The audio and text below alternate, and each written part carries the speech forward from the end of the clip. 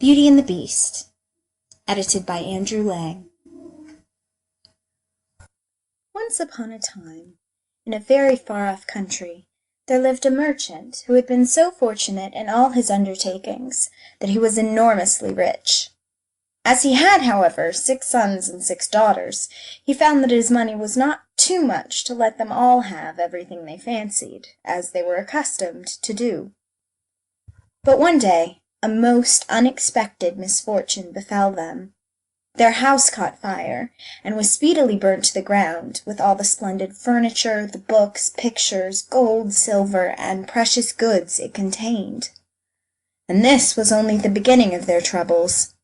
Their father, who had until this moment prospered in all ways, suddenly lost every ship he had upon the sea, either by dint of pirates, shipwreck, or fire. Then he heard that his clerks in distant countries, whom he trusted entirely, had proved unfaithful, and at last from great wealth he fell into the direst poverty. All that he had left was a little house in a desolate place, at least 100 leagues from the town in which he had lived, and to this he was forced to retreat with his children, who were in despair at the idea of leading such a different life. Indeed, the daughters at first hoped that their friends, who had been so numerous while they were rich, would insist on their staying in their houses now they no longer possessed one. But they soon found that they were left alone, and that their former friends even attributed their misfortunes to their own extravagance, and showed no intention of offering them any help.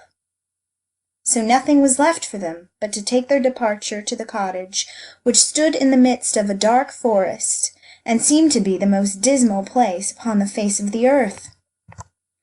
As they were too poor to have any servants, the girls had to work hard like peasants, and the sons, for their part, cultivated the fields to earn their living. Roughly clothed, and living in the simplest way, the girls regretted unceasingly the luxuries and amusements of their former life. Only the youngest tried to be brave and cheerful. She had been as sad as anyone when misfortune overtook her father, but soon, recovering her natural gaiety, she set to work to make the best of things, to amuse her father and brothers as well as she could, and to try to persuade her sisters to join her in dancing and singing. They would do nothing of the sort, and because she was not as doleful as themselves, they declared that this miserable life was all she was fit for. But she was really far prettier and cleverer than they were. Indeed, she was so lovely that she was always called Beauty. After 2 years, when they were all beginning to get used to their new life, something happened to disturb their tranquillity. Their father received the news that one of his ships, which he had believed to be lost, had come safely into port with a rich cargo. All the sons and daughters at once thought that their poverty was at an end, and wanted to set out directly for the town. But their father, who was more prudent, begged them to wait a little, and though it was harvest time and he could ill be spared, determined to go himself first to make inquiries. Only the youngest daughter had any doubt but that they would soon be as rich as they were before, or at least rich enough to live comfortably in some town where they would find amusement and gay companions once more. So they all loaded their father with commissions for jewels and dresses, which it would have taken a fortune to buy. Only Beauty, feeling sure that it was of no use, did not ask for anything. Her father, noticing her silence, said, "And what shall I bring for you, Beauty?" "The only thing I wish for is to see you come home safely," she answered. But this only vexed her sisters, who fancied she was blaming them for having asked for such costly things. Her father, however, was pleased, but as he thought that at her age she certainly ought to like pretty presents, he told her to choose something. "Well, dear father," she said, "as you insist upon it, I beg that you will bring me a rose. I have not seen one since we came here, and I love them so much." So the merchant set out, and reached the town as quickly as possible, but only to find that his former companions, believing him to be dead, had divided between them the goods which the ship had brought, and after 6 months of trouble and expense he found himself as poor as when he started, having been able to recover only just enough to pay the cost of his journey. To make matters worse, he was obliged to leave the town in the most terrible weather, so that by the time he was within a few leagues of his home he was almost exhausted with cold and fatigue. Though he knew it would take him some hours to get through the forest, he was so anxious to be at his journey's end that he resolved to go on. But night overtook him, and the deep snow and bitter frost made it impossible for his horse to carry him any further. Not a house was to be seen. The only shelter he could get was the hollow trunk of a great tree, and there he crouched all the night, which seemed to him the longest he had ever known. In spite of his weariness, the howling of the wolves kept him awake, and even when at last the day broke he was not much better off, for the falling snow had covered up every path, and he did not know which way to turn. At length he made out some sort of track, and though at the beginning it was so rough and slippery that he fell down more than once, it presently became easier, and led him into an avenue of trees which ended in a splendid castle. It seemed to the merchant very strange that no snow had fallen in the avenue, which was entirely composed of orange trees, covered with flowers and fruit. When he reached the first court of the castle, he saw before him a flight of agate steps, and went up them, and passed through several splendidly furnished rooms. The pleasant warmth of the air revived him, and he felt very hungry, but there seemed to be nobody in all this vast and splendid palace whom he could ask to give him something to eat. Deep silence reigned everywhere, and at last, tired of roaming through empty rooms and galleries, he stopped in a room smaller than the rest, where a clear fire was burning and a couch was drawn up closely to it. Thinking that this must be prepared for someone who was expected, he sat down to wait till he should come, and very soon fell into a sweet sleep. When his extreme hunger wakened him after several hours, he was still alone. But a little table, upon which was a good dinner, had been drawn up close to him, and, as he had eaten nothing for 24 hours, he lost no time in beginning his meal, hoping that he might soon have an opportunity of thanking his considerate entertainer, whoever it might be. But no one appeared, and even after another long sleep, from which he awoke completely refreshed, there was no sign of anybody, though a fresh meal of dainty cakes and fruit was prepared upon the little table at his elbow. Being naturally timid, the silence began to terrify him, and he resolved to search once more through all the rooms. But it was of no use. Not even a servant was to be seen. There was no sign of life in the palace. He began to wonder what he should do, and to amuse himself by pretending that all the treasures he saw were his own, and considering how he would divide them among his children. Then he went down into the garden, and though it was winter everywhere else, here the sun shone, and the birds sang, and the flowers bloomed, and the air was soft and sweet. The merchant, in ecstasies with all he saw and heard, said to himself, "All this must be meant for me. I will go this minute and bring my children to share all these delights."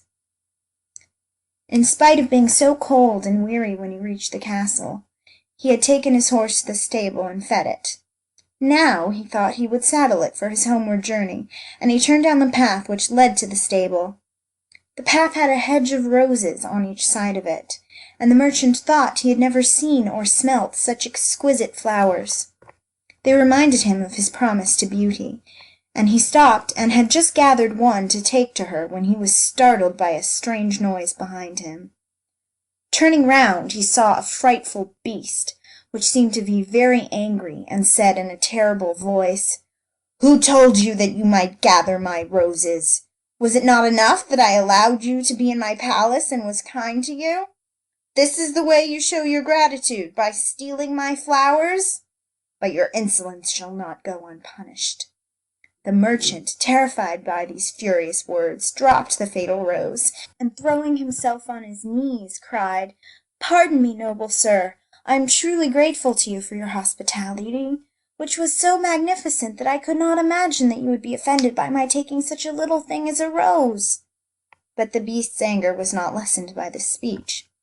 "You are very ready with excuses and flattery," he cried, "but that will not save you from the death you deserve." "Alas," thought the merchant, "if my daughter could only know what danger her rose has brought me into!" And in despair he began to tell the Beast all his misfortunes and the reason of his journey, not forgetting to mention Beauty's request. "A king's ransom would hardly have procured all that my other daughters asked," he said, "but I thought that I might at least take Beauty her rose. I beg you to forgive me, for you see I meant no harm." The Beast considered for a moment, and then he said in a less furious tone, "I will forgive you on one condition. That is, that you give me one of your daughters." "Ah!" cried the merchant, "if I were cruel enough to buy my own life at the expense of one of my children's, what excuse could I invent to bring her here?" "No excuse would be necessary," answered the Beast. "If she comes at all, she must come willingly. On no other condition will I have her. See if any one of them is courageous enough, and loves you well enough to come and save your life. You seem to be an honest man, so I will trust you to go home. I will give you a month to see if either of your daughters will come back with you, and will stay here to let you go free. If neither of them is willing, you must come alone, after bidding them good-bye forever, for then you will belong to me. Do not imagine that you can hide from me, for if you fail to keep your word, I will come and fetch you," added the Beast grimly. The merchant accepted this proposal, though he did not really think any of his daughters could be persuaded to come. He promised to return at the time appointed, and then, anxious to escape from the presence of the Beast, he asked permission to set off at once. But the Beast answered that he could not go until next day. "Then you will find a horse ready for you," he said. "Now go and eat your supper, and await my orders." The poor merchant, more dead than alive, went back to his room, where the most delicious supper was already served on the little table which was drawn up before a blazing fire.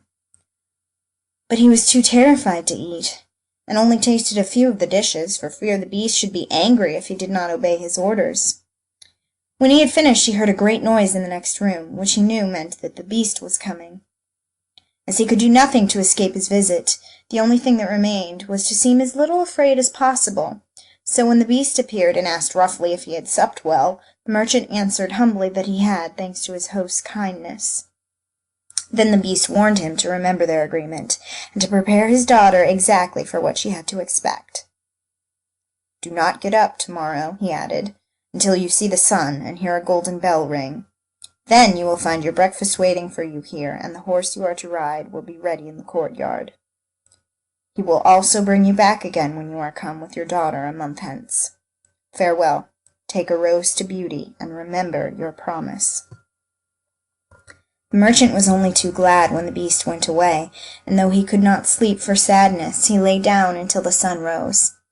Then, after a hasty breakfast, he went to gather Beauty's rose, and mounted his horse, which carried him off so swiftly that in an instant he had lost sight of the palace, and he was still wrapped in gloomy thoughts when it stopped before the door of the cottage.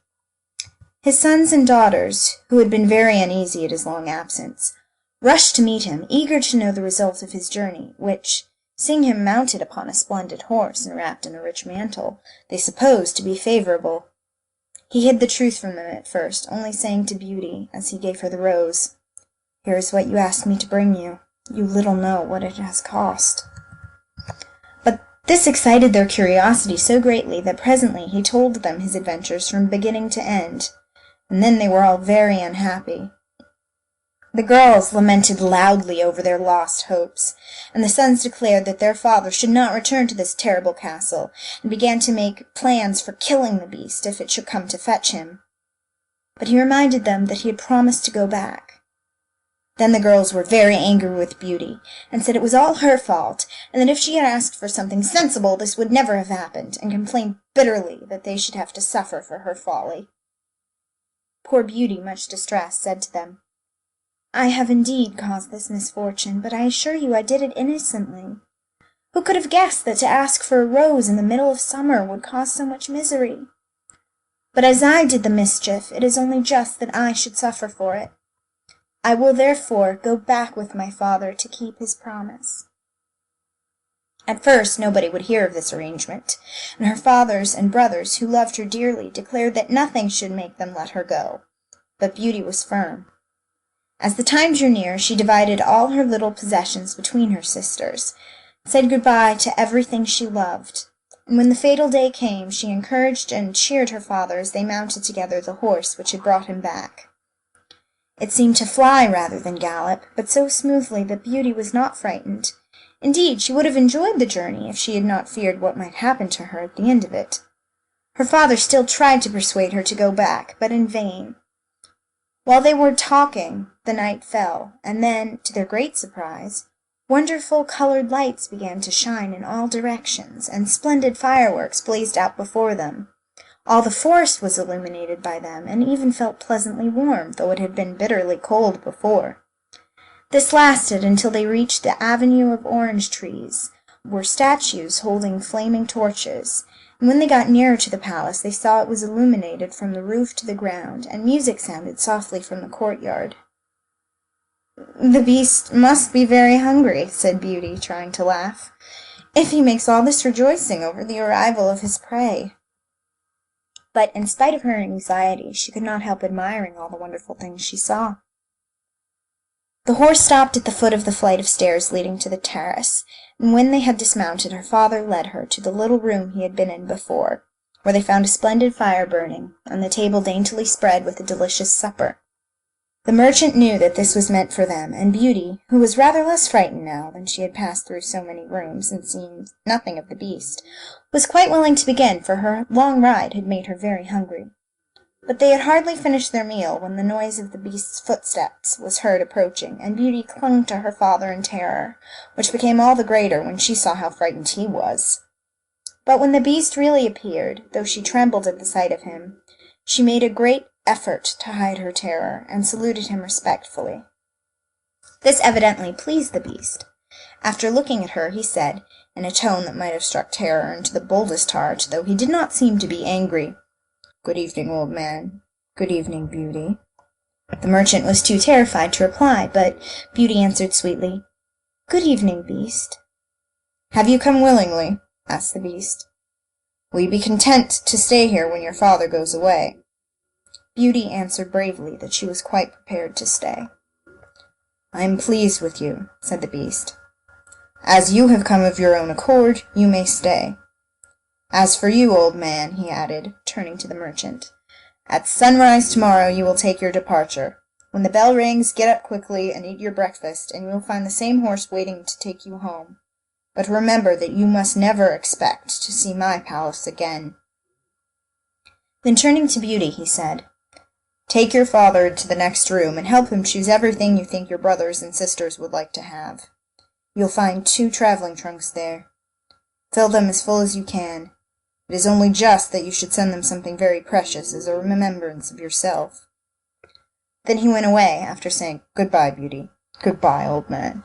And though Beauty was beginning to think with great dismay of her father's departure, she was afraid to disobey the Beast's orders, and they went into the next room, which had shelves and cupboards all round it. They were greatly surprised at the riches it contained. There were splendid dresses fit for a queen, with all the ornaments that were to be worn with them, and when Beauty opened the cupboards she was quite dazzled by the gorgeous jewels that lay in heaps upon every shelf.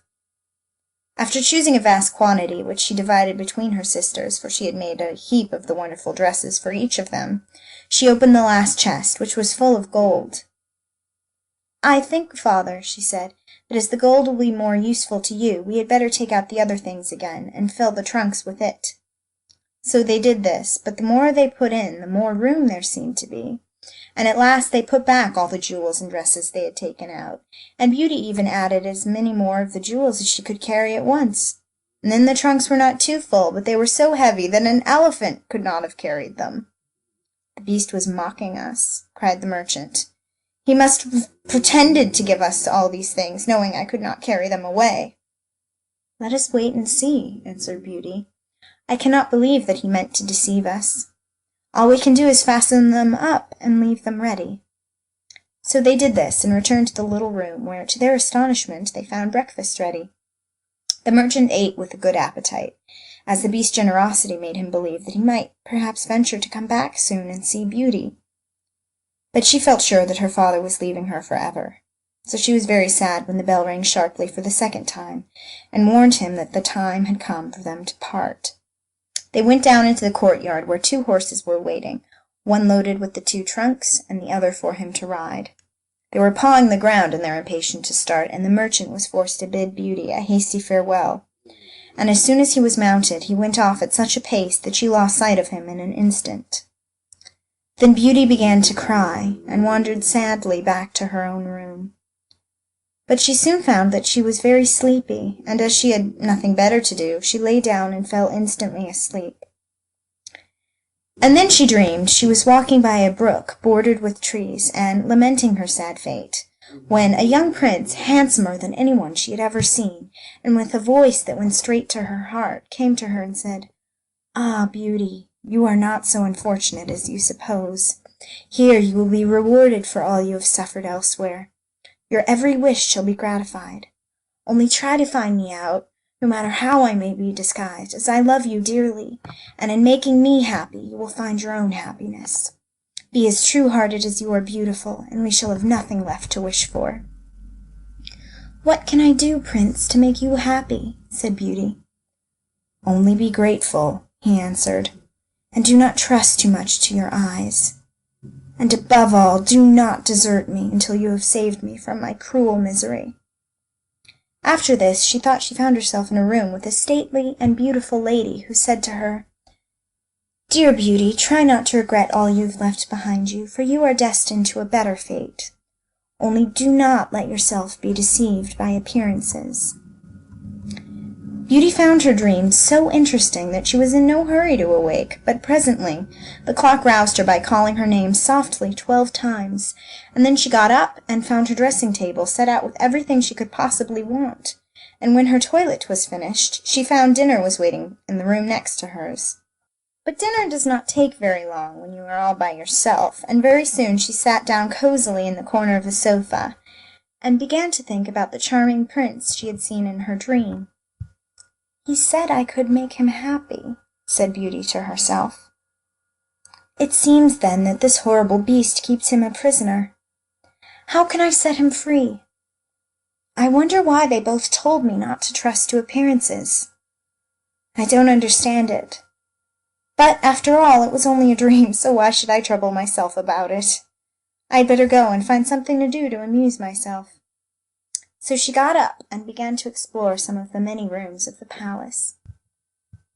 The first she entered was lined with mirrors, and Beauty saw herself reflected on every side, and thought she had never seen such a charming room. Then a bracelet which was hanging from a chandelier caught her eye, and, on taking it down, she was greatly surprised to find that it held a portrait of her own known admirer, just as she had seen him in her dream.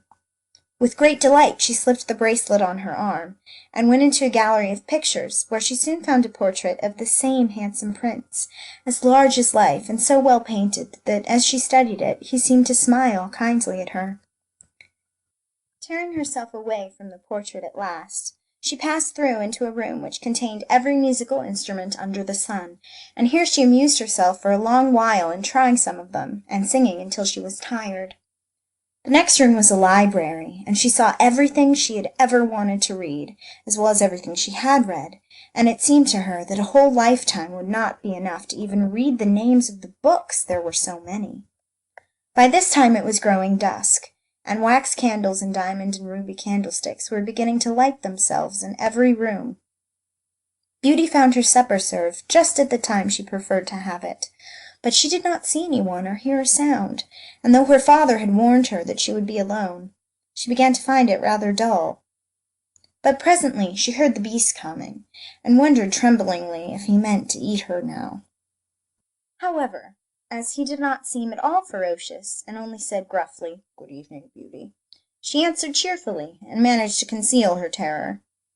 Then the beast asked her how she had been amusing herself, and she told him all the rooms she had seen. Then he asked if she thought she could be happy in his palace, and Beauty answered that everything was so beautiful that she would be very hard to please if she could not be happy. and after an hour's talk Beauty began to think that the Beast was not nearly so terrible as she had supposed at first. Then he got up to leave her, and said in his gruff voice, "Do you love me, Beauty? Will you marry me?"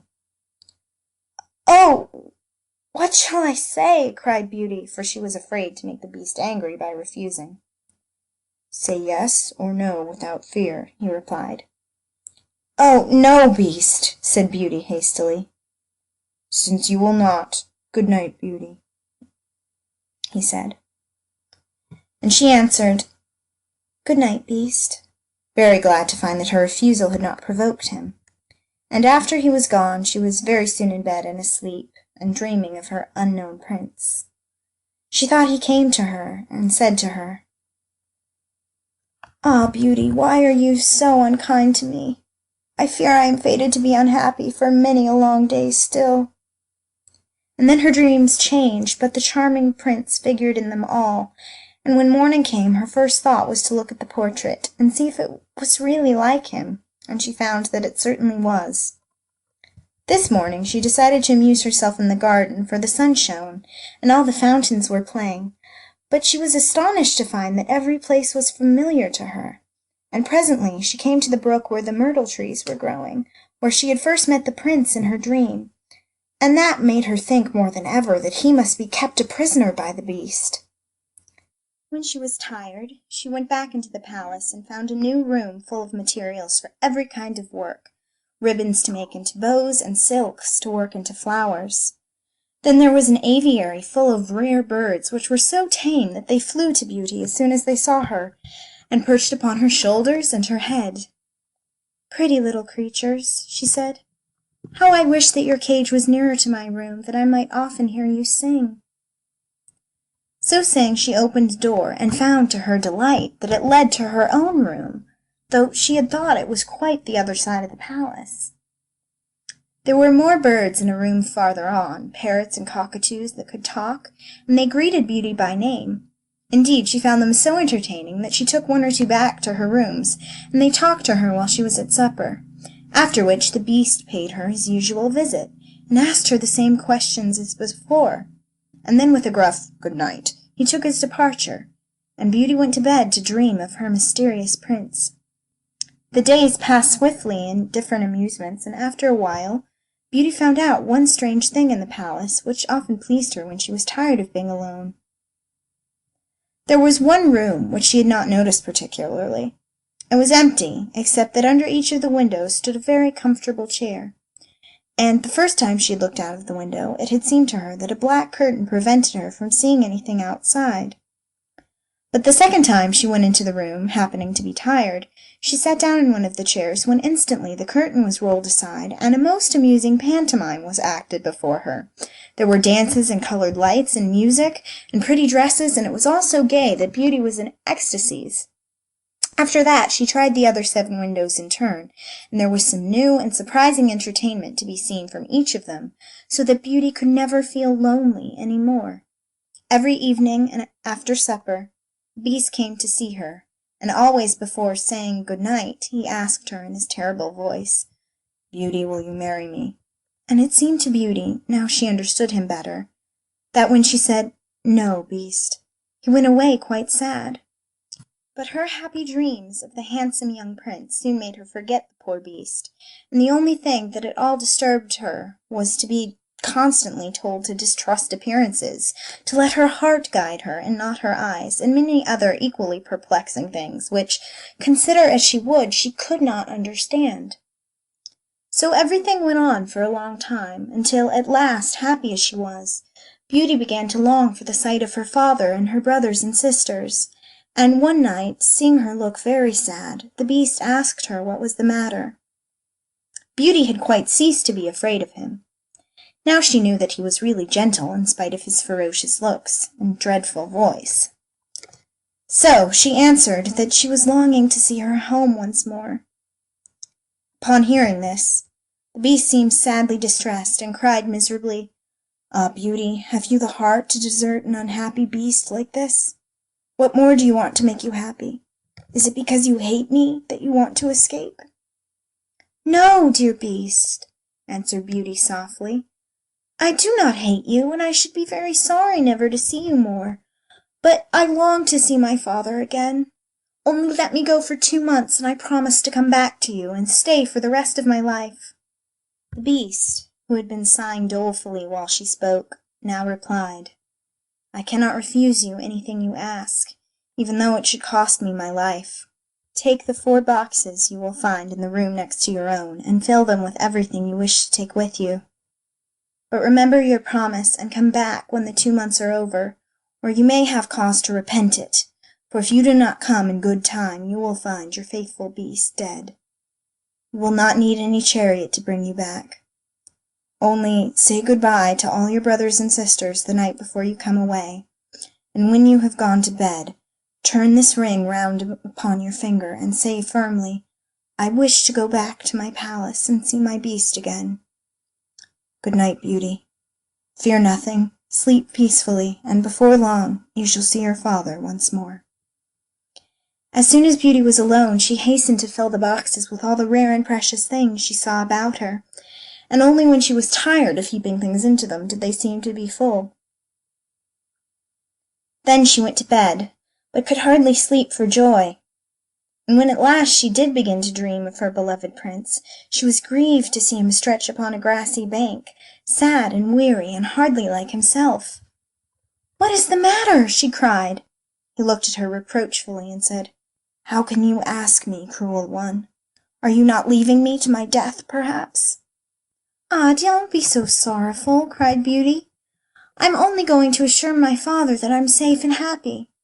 I have promised the Beast faithfully that I will come back, and he would die of grief if I did not keep my word." "What would that matter to you?" said the Prince. "Surely you would not care." "Indeed, I should be ungrateful if I did not care for such a kind Beast," cried Beauty indignantly. "I would die to save him from pain. I assure you it is not his fault that he is so ugly." Just then a strange sound woke her. Someone was speaking not very far away, and, opening her eyes, she found herself in a room she had never seen before, which was certainly not nearly so splendid as those she was used to in the Beast's palace. Where could she be? She got up and dressed hastily, and then saw that the boxes she had packed the night before were all in the room. While she was wondering by what magic the Beast had transported them and herself to this strange place, she suddenly heard her father's voice, and rushed out and greeted him joyfully. Her brothers and sisters were all astonished at her appearance, as they had never expected to see her again, and there was no end to the questions they asked her. She also had much to hear about what had happened to them while she was away, and of her father's journey home.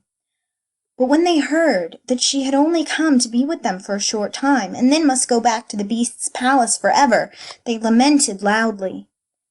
Then Beauty asked her father what he thought could be the meaning of her strange dreams, and why the Prince constantly begged her not to trust to appearances. After much consideration he answered, "You tell me yourself that the Beast, frightful as he is, loves you dearly, and deserves your love and gratitude for his gentleness and kindness. I think the Prince must mean you to understand that you ought to reward him by doing as he wishes you to, in spite of his ugliness." Beauty could not help seeing that this seemed very probable. Still, when she thought of her dear Prince, who was so handsome, she did not feel at all inclined to marry the Beast. At any rate, for 2 months she need not decide, but could enjoy herself with her sisters. But though they were rich now, and lived in town again, and had plenty of acquaintances, Beauty found that nothing amused her very much, and she often thought of the palace, where she was so happy, especially as at home she had never once dreamed of her dear Prince, and she felt quite sad without him. Then her sisters seemed to have got quite used to being without her, and even found her rather in the way, so she would not have been sorry when the 2 months were over but for her father and brothers, who begged her to stay, and seemed so grieved at the thought of her departure that she had not the courage to say good-bye to them. Every day when she got up she meant to say it at night, and when night came she put it off again, until at last she had a dismal dream, which helped her to make up her mind. She thought she was wandering in a lonely path in the palace gardens, when she heard groans which seemed to come from some bushes hiding the entrance of a cave, and running quickly to see what could be the matter, she found the Beast stretched out upon his side, apparently dying. He reproached her faintly with being the cause of his distress, and at the same moment a stately lady appeared and said very gravely, "Ah, Beauty, you are only just in time to save his life. See what happens when people do not keep their promises. If you had delayed one day more, you would have found him dead."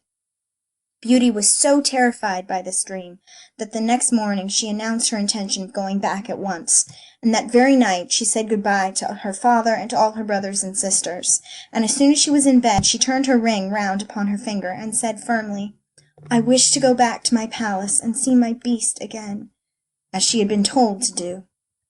Then she fell asleep instantly, and only woke up to hear the clock sing, "Beauty, Beauty," 12 times in its musical voice, which told her at once that she was really in the palace once more.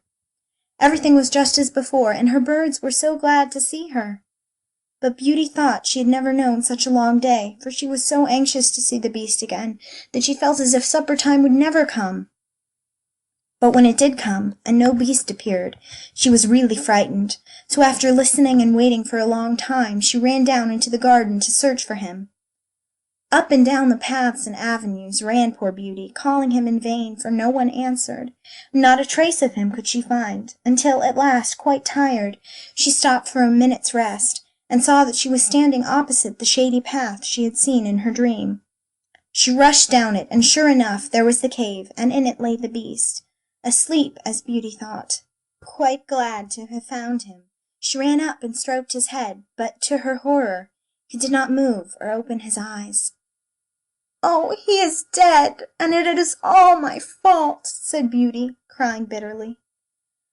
But then, looking at him again, she fancied he still breathed, and, hastily fetching some water from the nearest fountain, she sprinkled it over his face, and to her great delight he began to revive. "Oh, Beast, how you frightened me!" she cried. "I never knew how much I loved you until just now, when I feared I was too late to save your life." "Can you really love such an ugly creature as I am?" said the Beast faintly. "Ah, Beauty, you only came just in time. I was dying because I thought you had forgotten your promise. But go back now and rest, and I shall see you again by and by." Beauty, who had half expected that he would be angry with her, was reassured by his gentle voice, and went back to the palace, where supper was awaiting her. And afterward the Beast came in as usual, and talked about the time she had spent with her father, asking if she had enjoyed herself, and if they had all been very glad to see her. Beauty answered politely, and quite enjoyed telling him all that had happened to her. And when at last the time came for him to go, and he asked, as he had so often asked before, "Beauty, will you marry me?" she answered softly, "Yes, dear Beast." As she spoke, a blaze of light sprang up before the windows of the palace, fireworks crackled and guns banged, and across the avenue of orange trees, in letters all made of fireflies, was written, "Long live the Prince and his bride." Turning to ask the Beast what it could all mean, Beauty found that he had disappeared, and in his place stood her long-loved Prince. At the same moment the wheels of a chariot were heard upon the terrace, and 2 ladies entered the room. One of them Beauty recognized as the stately lady she had seen in her dreams. The other was also so grand and queenly that Beauty hardly knew which to greet first.